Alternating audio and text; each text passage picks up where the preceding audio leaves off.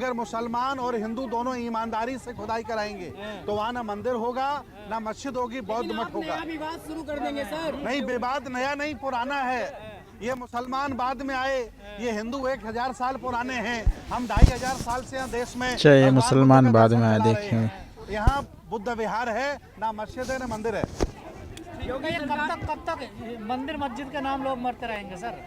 देखिए, बीजेपी का पाठशाला में यही सिखाया जाता, नफरत फैलाना, लड़ाना। वो अपना काम कर रही है ईमानदारी से, लेकिन हम बीजेपी लोग में यही जिंदा सिखाया हैं, जाता है। संविधानवादी इस देश को बचाने के लिए पूरी आवाम से हम अपील करते हैं कि नफरत के खिलाफ खड़े हो जाओ, बेईमानी और लूट के खिलाफ खड़े हो जाओ। जी आपको जाने नहीं देंगे, बैन कर दिया गया है वहाँ पे नेताओं को। अरे योगी जी कोई बहुत पावरफुल आदमी नहीं है, पावरफुल आदमी नहीं संविधान है, का पावर है, संविधान का योगी जी पावर से है, ज्यादा ये हम सही पढ़े कह रहे लिखे हैं, योगी जी से ज्यादा वजन हमारी काया में है, हम ताकतवर हैं, उनसे बड़ी आबादी हमारी है। बस संविधान उन्हें अधिकार देता है, इसलिए उनके पास पावर है। लेकिन सत्य की लड़ाई हम लोग लड़ेंगे, खुदाई गहरी होगी और बौद्ध मठ निकलेगा। पर यहाँ हिंदू पक्ष तो नजर ही नहीं आया ना। देखिए पुलिस पे पत्थरबाजी हुई है ना यहाँ तो। नहीं, ये पुलिस पर पत्थरबाजी हिंदू संगठनों ने की है। हिंदू मुसलमानों को संगठनों पता ने ही की नहीं है, था। मुसलमानों को दंगा पता नहीं प्रायोजित था, पहले से दंगा तय पे था। रोज जाहिर ये था। संभल का दंगा चुनाव से पहले होना था, लेकिन थोड़ा डिले हो गया। ये आपको कैसे पता पहले होना था? ये सब पूरा तय, पूरा भारत जानता है कि जितने भी दंगे होते हैं वो बीजेपी के लोग कराते हैं। ये दंगा कराने में एक्सपर्ट लोग हैं। बीजेपी कह रही है हार की बौखलाहट है इन लोगों। नहीं, कोई हार की बौखलाहट नहीं है। बेईमानी करना छोड़ो। अगर बीजेपी में औकात है तो ये इलेक्ट्रॉनिक मशीन बंद कराइए।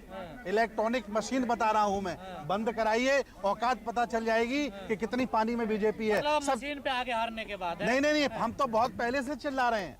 कम से कम 15 साल हो गया हमको चिल्लाते हुए कि इलेक्ट्रॉनिक मशीन गड़बड़ है, ये बेईमानी का घोतक है, देश को बर्बाद किया जा रहा, लूटा जा रहा है, गरीबों की पेंशन खाली और नौकरियां खाली, अडानी अंबानी को लुटा दिया पूरा देश, हजारों करोड़ रुपया लेकर के गुजराती देश से भाग गए। देश को बर्बाद करने की प्लानिंग है, मैं आपको बता रहा हूँ। तो क्या कोई अम्बेडकरवादियों के पास कोई रास्ता है कि इसे जो कोई हिंदू रास्ता मुस्लिम धर्म के नाम पर हो रहा है? नहीं, अम्बेडकरवादी तो हैं ही हैं, संविधानवादी भी हमारे साथ हैं, पूरे देश का SC OBC माइनॉरिटी सब लोग साथ हैं। कार्रवाई कर रहे हैं। नहीं, रास्ता क्या है आप लोगों के पास? नहीं, देखिए, जब न्यायालय बिक जाए, शासन प्रशासन दोगला हो जाए और चरित्रहीन हो जाए और कह सकते हैं कि वो गरीबों का खून पीने लगे, तो सड़क एक मार्ग बसता है।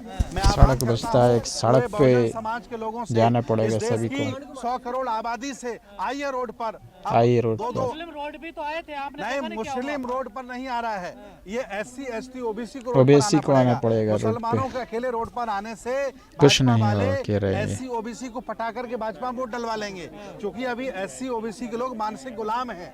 ये लोग जान नहीं पाए हैं कि असली दोस्त कौन है, दुश्मन कौन है। इसलिए मुसलमानों के रोड पर आने से कुछ नहीं होगा। जब तक OBC आदि आबादी और शेड्यूल कास्ट के लोग रोड पर नहीं आएंगे, इस देश में परिवर्तन नहीं हो सकता है। लेकिन योगी जी कह रहे हैं बटोगे तो कटोगे। नहीं, बांटा किसने? मैं पूछ रहा हूँ योगी जी, ये 5000 जातियों में तुम्हारे बाप बांट गए हैं क्या? तुम्हारे बाबा ने बांटा है क्या? कौन बांटा है?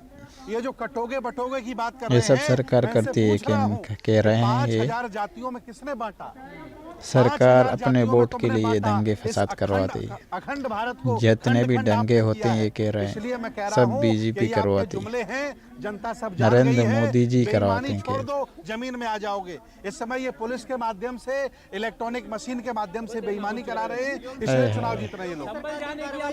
नहीं, संभल हम लोग जा रहे हैं, हमने हो जाए कोई दिक्कत नहीं, जेल हमारी है, सारे कर्मचारी हमारे हैं, जेल में रहेंगे। ऐसा कोई बड़ा नेता बताइए जो जेल में ना रहा।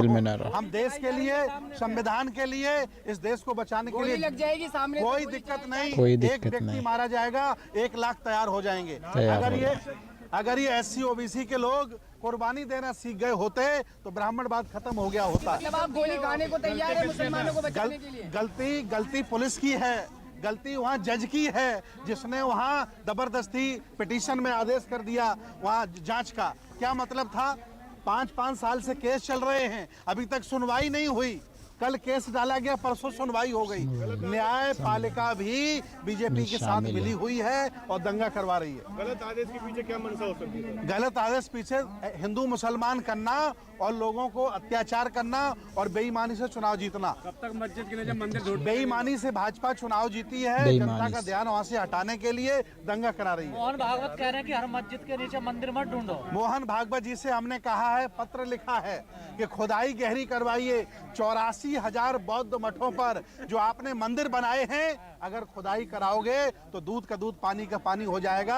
एक एक मंदिर आपका खत्म हो जाएगा, मस्जिद भी एक भी नहीं बचेगी, बौद्ध मठ खुदाई के समर्थन में है। नहीं, तो आप दावा पेश क्यों नहीं कर रहे? अरे आपको ऐसा लगता है? मैं अयोध्या के मैटर में सुप्रीम कोर्ट गया था। 2 लाख का जुर्माना।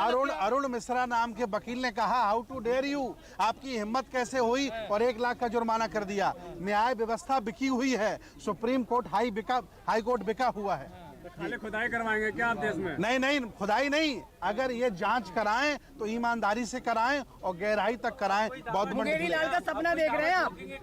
नहीं, दावा ठोकेंगे। हम लोग हाई कोर्ट सुप्रीम कोर्ट भी जा रहे हैं। जिस तरह से सनातन, मैंने इनसे कहा कि भाई हिंदू थे तो हिंदू पे टिके रहो, सनातन क्यों चिल्ला रहे हो? सनातन तो मेरा शब्द है।